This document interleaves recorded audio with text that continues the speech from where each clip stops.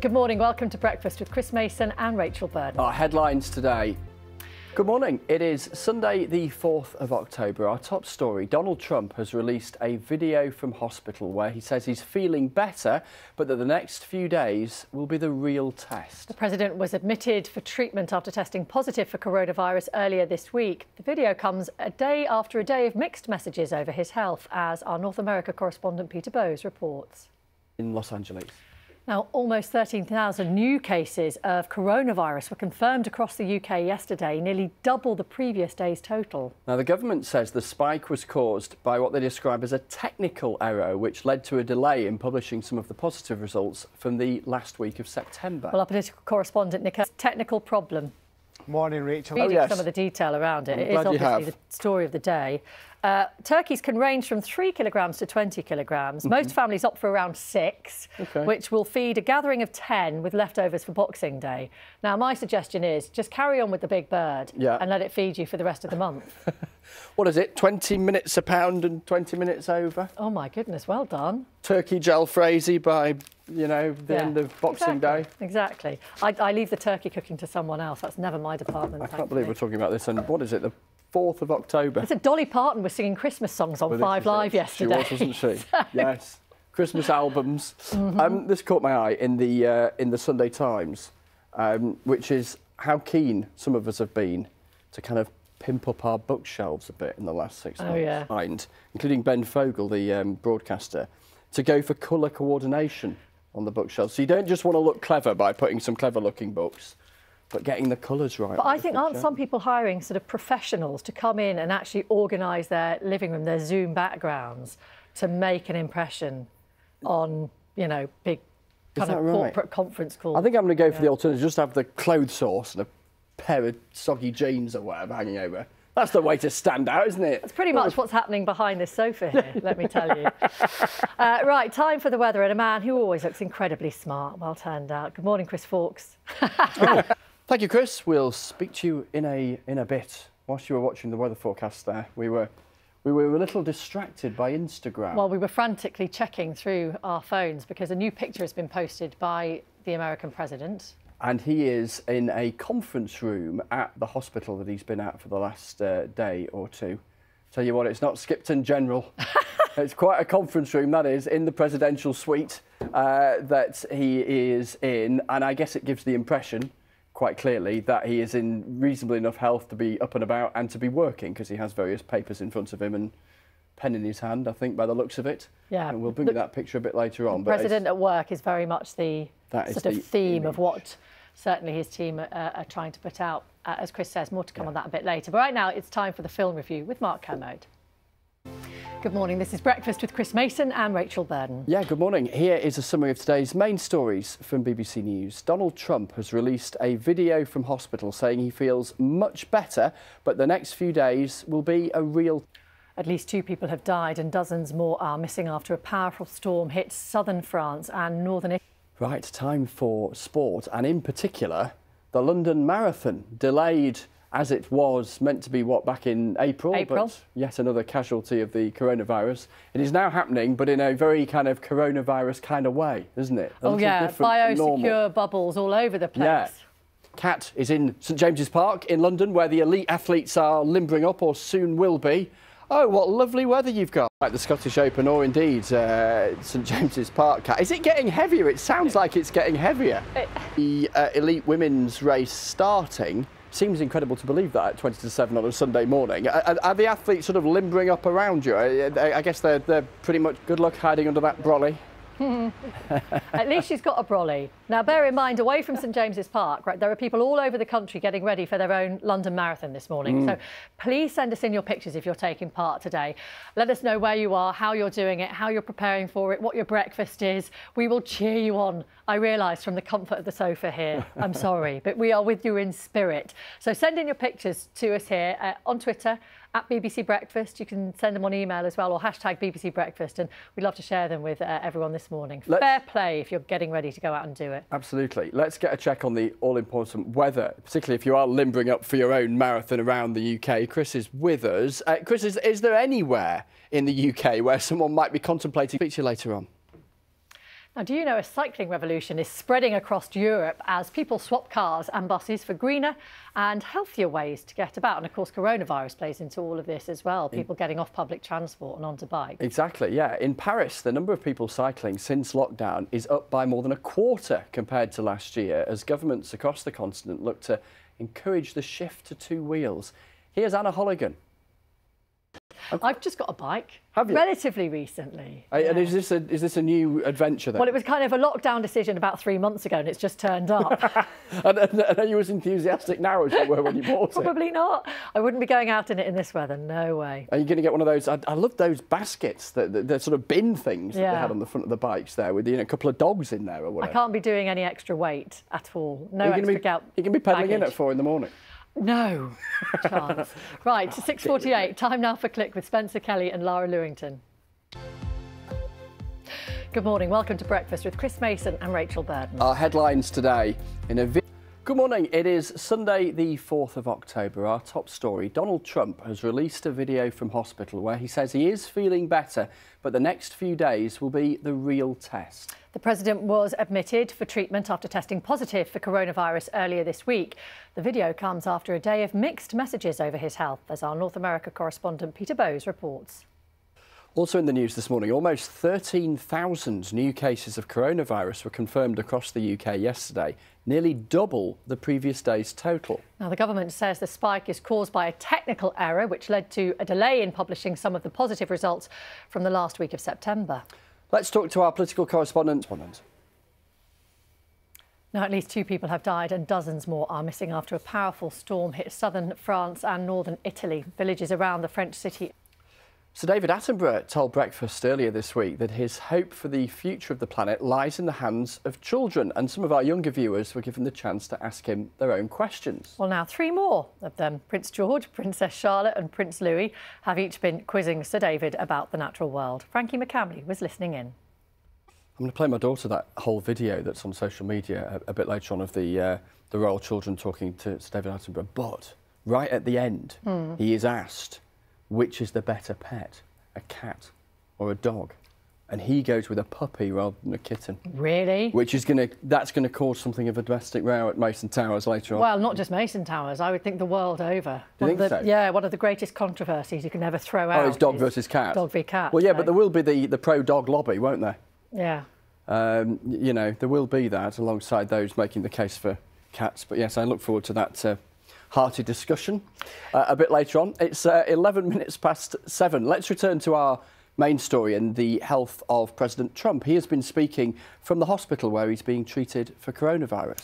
The US president says he feels better, but that the next few days will be the real test for him. Well, we're joined now by talking to a critical care doctor who'll be able to describe what kind of treatment that he's been receiving. Also worth pointing out, there's a lot of discussion around where and how this virus was transmitting in the sort of inner core of the White House team. Particularly given how many have tested positive. Well, exactly, and senior Republicans as well. And there was this event in the Rose Garden at the White House for the nomination of the Supreme Court judge. And lots of people, we saw the pictures there, hugging in close proximity, all of which feels really... I mean, they were outside, weren't they? But hardly anyone was wearing a face covering. And then there was lots of, well, yeah, very 2019 bear hugs going on. And just close sort of face-to-face contact. Yes, none of that keeping your distance thing that we've all been getting used to. It's 17 minutes past 7. Morning to you. Thanks for all your pictures, by the way. If you're doing a virtual London Marathon today, taking part in the marathon, covering the distance, but doing it around your own neck of the woods rather than in London. The elite athletes are, in fact, the women just starting around about now in London, and Kat's there. We'll talk to her in 10 or 15 minutes' time. The big challenge, whether you're in London or anywhere, Chris, with the weather, is pretty much a guarantee of getting wet, I think. A leak man in the other day. The leak man? Rain pouring down. And also known as the plumber? No, it wasn't the plumber. No, it was a roofer. Oh, OK. Because it was dripping through a door frame, which was a delight. Well, that's no fun. Piss a patter into a bucket. Well, at least you're at home, because normally this time of year you're out on the road, aren't you? Well, that's true, because, yeah, normally it is conference season. I was thinking about where I would have been, what I would have won. So the Conservatives who are meeting right now are going to be in Birmingham. Labour would have been in Liverpool. Can't remember where the Lib Dems, I think perhaps in Brighton. They're the usual conference venues. And there's another conference going on, 9-day affair, actually. The Green Party of England and Wales holding their conference. As with all of the other parties, ditched the big venue and people mingling around and all the usual stuff to do things remotely. Let's bring in Jonathan Bartley, the co-leader of the... And the Andrew Marr Show is on BBC One at 9 o'clock. Big morning for you. And it's the London Marathon today, but this year with a difference. 45,000 people from around the world are taking part in the race virtually for the first time because of the pandemic. And one of those is our very own Louise. She is completing the 26.2 miles in Cheshire and has roped in a familiar face to Lou. And yes. You guys met in Namibia, is that right? Where, you know, without wanting to emphasise the point, climatically things were a bit different. How has your training been affected by what's been going on over the last few months? Have you been keeping up with a schedule that you would have done anyway? For you. We're never going to catch them. Your laugh there, Lou, at them going the wrong way. You've taken great delight in their geographical ineptitude. Thank you both. Good luck. We'll catch up with you later, hopefully, if the old signal holds up. See you later. We are actually going to talk to Lou a bit later as she's running. So it'll be interesting to see how they're both doing. Loads of you taking part in the virtual London Marathon today, sending in your photos of your pre-race prep. Let's have a look at your pictures, please, at BBC Breakfast. Hashtag BBC Breakfast. That dog head's going to get a bit soggy. Yeah, and heavy with that. You know, when you're 20 miles in with that doggy head on. Here's someone who knows all about soggy. Morning, Kat. It does seem to have. We've been talking to you, Watson, 6 o'clock this morning, and an hour or so ago it was absolutely torrential, and now it's looking a little bit better. Well, let's find out if it is actually improving a bit, because Chris has a view across the United Kingdom today. What's the story, Chris? We'll speak to you in a bit. Now, this week, Louise spoke to Sir David Attenborough ahead of his new documentary and a book, A Life on Our Planet. In this world-exclusive interview, he talks about everything from Extinction Rebellion to shielding during lockdown. Incredible David Attenborough, Sir David Attenborough, talking to Louise Minchin and young viewers as well earlier this week. 4 minutes to 8. Let's talk to a great-gran who is 90 and is going to jump out of a plane. Morning to Patricia and to her daughter. It's going to be quite a morning for you.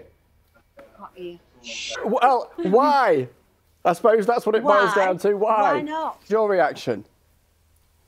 I wasn't. Great-grandson Max.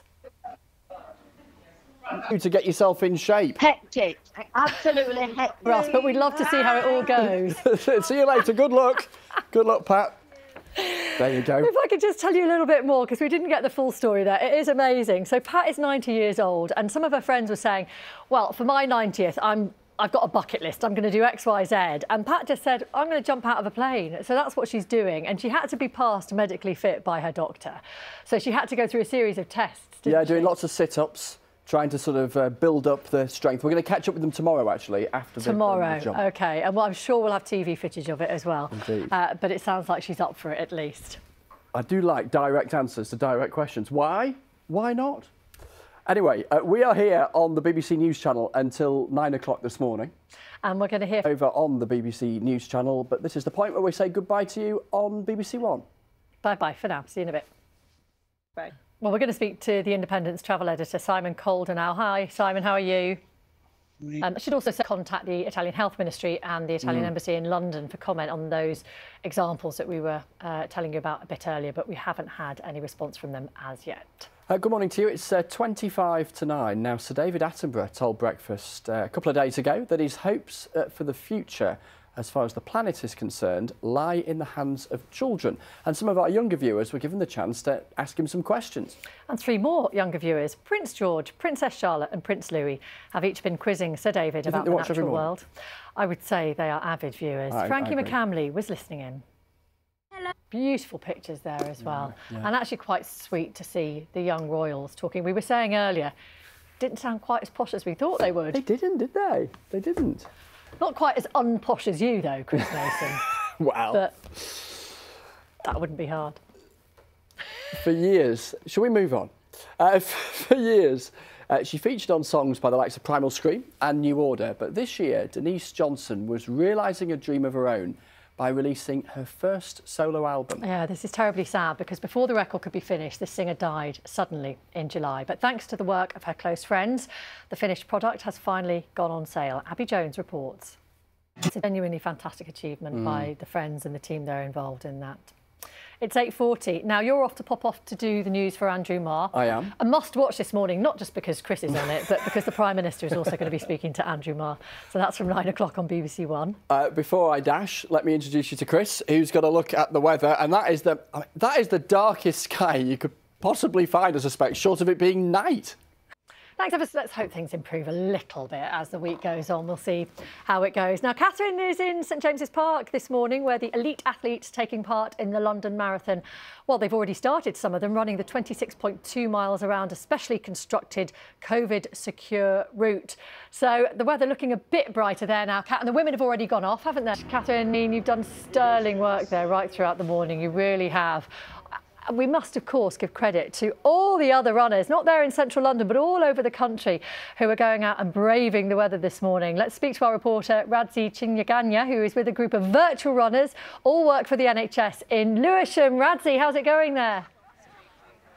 So much, Radzi. Best of luck. In fact, we've had a message from someone on Twitter this morning saying, go, go, Lewisham Hospital, go. So you can pass that on, and hopefully you who are taking part in today's virtual London Marathon have been sending in your pictures of your preparations this morning. Should we take a look? Everyone. See them out and about this morning. Cheer them on their way. That's all for breakfast. We'll be back tomorrow from 6 o'clock. Until then, enjoy the rest of your weekend. Bye-bye.